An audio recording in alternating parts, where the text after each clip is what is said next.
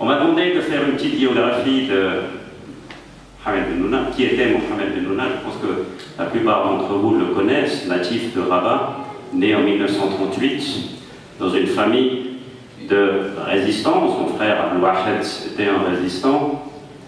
Il a très vite milité dans la jeunesse du parti, Toufoul Charbia.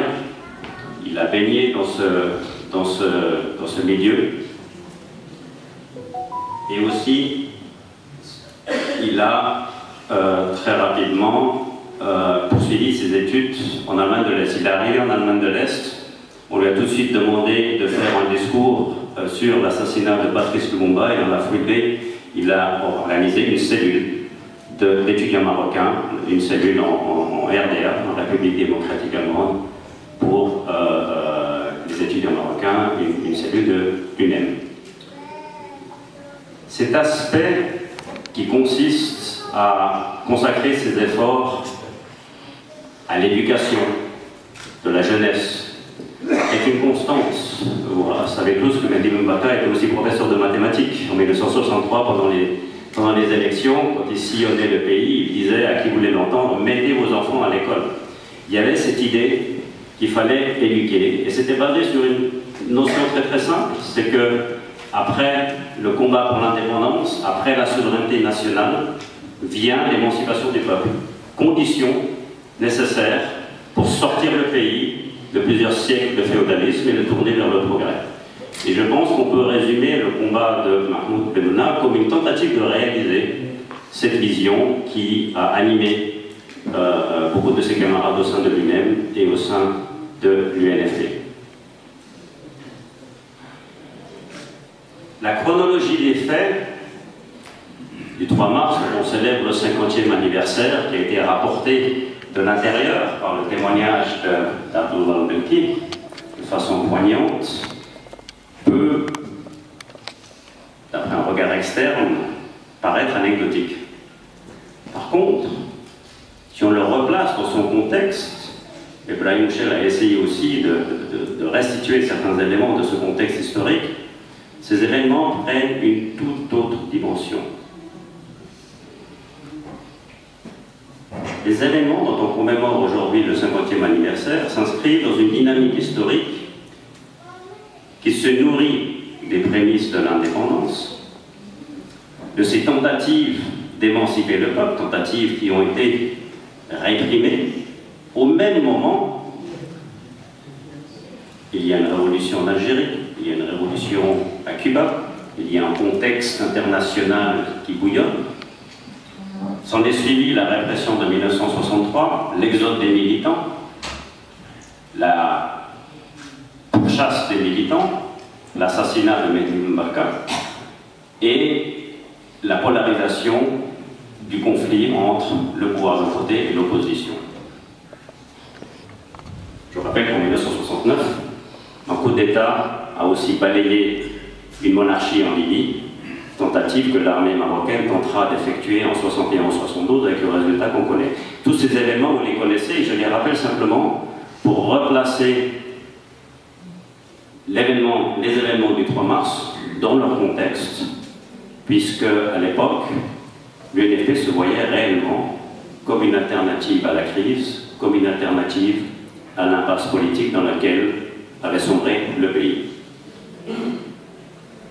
Donc, si le travail d'un historien consiste à restituer les faits, ce qui est aussi fondamental, ce n'est pas simplement la chronologie des faits, mais c'est d'essayer de restituer la signification. Quelle est la signification du moment du 3 mars? Et ça fait encore beaucoup de débats aujourd'hui. L'histoire est remplie d'exemples où un geste, une action peut faire basculer l'histoire. Pourquoi? Parce qu'un geste, ça vaut 1000 mots. Et c'est exactement dans cet état d'esprit qu'il faut replacer les événements du 3 mars. C'est une volonté de dépasser l'impasse politique dans laquelle sombrait le pays à l'époque. Mais il ne s'agit pas d'un geste isolé. Il ne s'agit pas d'une action irréfléchie qu'on a pu penser. Il s'agit d'un geste mûrement réfléchi, fait de rigueur, d'analyse, de préparation, d'entraînement et de discipline.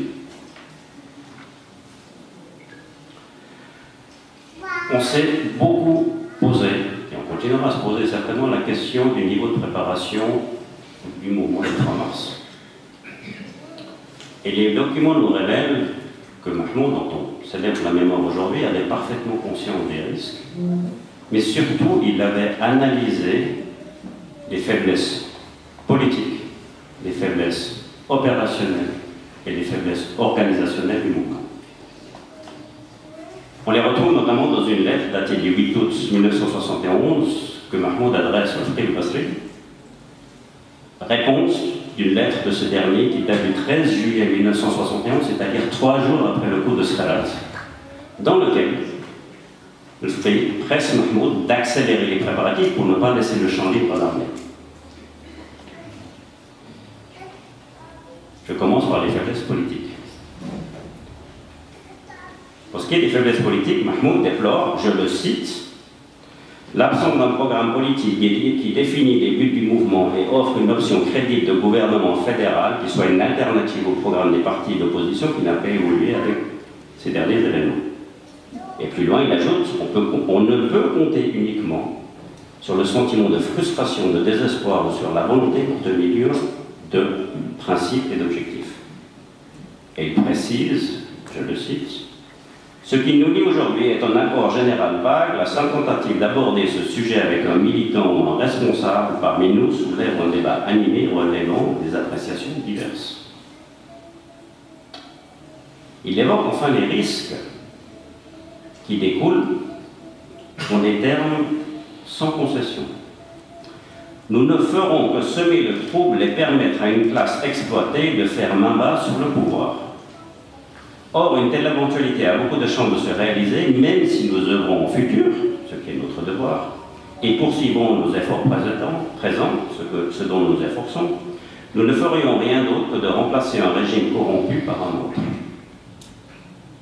Ceci, parce que notre mouvement est basé sur le culte de la personnalité à tous les niveaux, au lieu d'un lien idéologique et organisationnel librement choisi et consenti par les militants, et sur des ensembles de comportements rétrogrades qui trahissent des rayonnants de féodalisme. Je pourrais apporter plus de détails à ce sujet, mais pas dans cette lettre. Si, comme on le prétend dans nos écrits, on privilégie l'analyse scientifique, il nous incombe d'évaluer et d'orienter notre action à la lumière de la réalité des faits et non des opportunités. Pourtant, l'analyse reste chez nous une illusion et une chimère. Dans le meilleur des cas, notre mouvement l'utilise comme ornement en se parant de formules toutes faites, répétées telles quelles comme des textes sacrés. Sinon, on se contente d'éclairer nos objectifs généraux d'une vague analyse approximative le plus grasse et que nous laissons ainsi les erreurs perdurer et se propager dans nos rangs. En plus des faiblesses politiques, il avait également analysé les faiblesses opérationnelles du mouvement et selon lui, le maillon faible se situait pour une part au niveau des communications par voie de messagers et de passage de frontières. Je cite, « En ce qui concerne les camarades restés au Maroc après les arrestations, ils constituent, en plus de leur formation politique, un modèle de discipline et d'exemplarité au même titre que leurs camarades du Moyen-Orient. » Abdel Mekki, que vous avez entendu, fait partie. Tous ces militants sont d'une grande valeur. Par contre, les messagers et les passeurs, exception faite de Foulen et Foulen, confondent action patriotique et contrebande d'une part, ambition et opportunisme de l'autre. Plus loin, il évoque la deuxième faiblesse opérationnelle, selon son analyse, je cite, la priorité n'est pas seulement d'agir vite, mais aussi de réévaluer rapidement la situation pour relancer notre action dans les plus brefs délais. Notre handicap actuel est l'armement et nos relations avec l'intérieur, c'est pourquoi il faut accélérer la mission d'Ali pour qu'elle nous approvisionne en armement. Faiblesse politique, faiblesse opérationnelle, et comme ça s'il ne suffisait pas, il avait aussi analysé les faiblesses organisationnelles, et c'est là un des points de divergence essentiels entre lui et le Frère. L'inertie de notre mouvement est due à nos types d'organisation. Tout d'abord, une direction collégiale, centralisée et plus efficace qu'un seul individu, même doué de génie et d'une capacité de travail intelligent et structuré. Ce type de direction a démontré son efficacité autant dans les mouvements politiques que dans la conduite des peuples. L'absence d'une telle direction va à l'encontre du développement de l'histoire et de l'intérêt du peuple. Mais aussi, il s'érige contre, sans l'exprimer nommément, une tendance autocratique. Les contradictions dans lesquelles se débat la gauche marocaine est le résultat et l'illustration de ce type de direction caractérisée par un leadership sans substance et paralysant à la fois. Plus qu'une direction collégiale, il appelle à une ouverture au débat d'idées. Dans un paragraphe où il écrit, je cite, « Un mouvement révolutionnaire digne de ce nom ne repose pas uniquement sur une discipline aveugle et une obéissance de fer, il est aussi ouvert à un échange d'idées, à un esprit novateur de la base au sommet et vice-versa. C'est là une condition essentielle pour que le mouvement soit une réelle avant-garde de la classe prolétaire au fait de sa réalité et de ses problèmes. » J'en ai fini pour les citations. C'est un vocabulaire évidemment qui dénote le langage militant de l'époque. Mais son contenu révèle une lucidité, un pragmatisme et un esprit moderne et progressiste. Et pourtant, malgré ces analyses qu'il a faites, qu'il a écrites, qu'il a partagées, il rentre le 25 janvier 1973 avec un de ses camarades, chargé d'armes et de munitions, au risque du péril qu'il encourt. Alors, à la lumière de ces analyses, on peut se demander pourquoi. Quelle est la signification de ce geste? Certains, parmi les plus intimes, expliqueront qu'il ne voulait pas laisser tomber ses camarades. Ces fameux militants d'une grande valeur que j'ai évoqué tout à l'heure. Et c'est en effet ce qu'il a confié à un certain nombre de proches. Mais on trouve un autre élément de réponse. Et dans la même lettre que j'ai évoquée précédemment, il y a un passage révélateur où il évoque le niveau de préparation jugé très avancé dans la classe. Je le cite. Au niveau militaire, les arrestations de 70 prouvent que la plupart des prisonniers sont des paysans. Ce pourcentage reflète la réelle situation économique et sociale du pays et impose l'option d'une révolution populaire de longue haleine. Ceci, malgré le manque d'organisation dans les campagnes, qui, comme l'ont démontré les procès-verbaux de police et les comptes rendus d'audience des tribunaux, découlent de l'égarement des dirigeants ignorant des tâches qu'ils ont à accomplir. Ces arrestations ne ont laissé que des militants rescapés résidant à l'étranger et coupés du peuple marocain. Or, le principe fondamental d'une révolution de libération populaire est incompatible avec cet éloignement. Cette condition est aujourd'hui réalisée d'un point de vue organisationnel dans la classe. C'est une réelle lueur d'espoir, dès lors que les conditions nécessaires sont réunies. Il importe que cette composante de notre organisation ne soit pas une éphémère opportunité, comme cela fut trop souvent le cas auparavant. Enfin, si vous l'avez dit tout à l'heure, un geste vaut 1000 mots, Mahmoud avait aussi conscience qu'un geste peut vous faire basculer. Et c'est là le troisième élément de réponse que je lis avec l'analyse qu'il avait faite, puisque rentrer avec les équipements militaires en passant les frontières pour compenser justement les défaillances que j'ai évoquées, ou que lui il a analysé, c'est une tentative de surmonter ces défaillances qu'il a identifiées et qu'il a analysées, et ainsi, quelque part, à travers un geste, accélérer le cours de l'histoire et ainsi compenser ces handicaps. En conclusion, après avoir tenté d'esquisser la raison, la signification, j'aimerais conclure sur la portée historique de du mouvement du 3 mars. Le mouvement du 3 mars était animé par une vision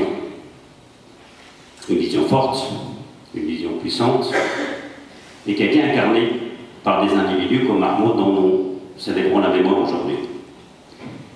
Et c'est la valeur de ces hommes, faite d'abnégation, d'intégrité et de fidélité aux valeurs, qui transforme cette vision en une lueur d'espoir. Ceci m'amène à conclure par un appel, car notre histoire éclaire notre présent, et elle peut inspirer le futur pour autant qu'elle ne soit pas amputée de sa mémoire. Et cet appel, s'oriente vers une restitution de la vérité, pour une histoire assumée. Tourner la page, c'est très bien, mais il faut la lire, il faut pouvoir la lire avant de la tourner. Parler de réconciliation, parler de transition, d'avenir, c'est fantastique. Mais il faut qu'on sache de quoi on parle. Restitution des sépultures, des victimes de la répression pour honorer leur mémoire, à commencer par celle de Mehdi Boubacar, Hussein Manouzi et Mahmoud Bennouna, qui, contrairement à ce qu'on a dit, cette tombe est toujours non identifiée, après plus de 10 ans de tergiversation de l'hiver. Enfin, restitution des droits et de la dignité des victimes, encore bafoués, car le calcul cynique qui consiste à attendre que les derniers acteurs de ces événements et les avocats de la vérité disparaissent est un mauvais calcul. Pourquoi? Car les plaies restent dans la mémoire collective, même si les gens disparaissent, et va continuer à alimenter un sentiment d'injustice aussi longtemps que cet appel ne sera pas entendu.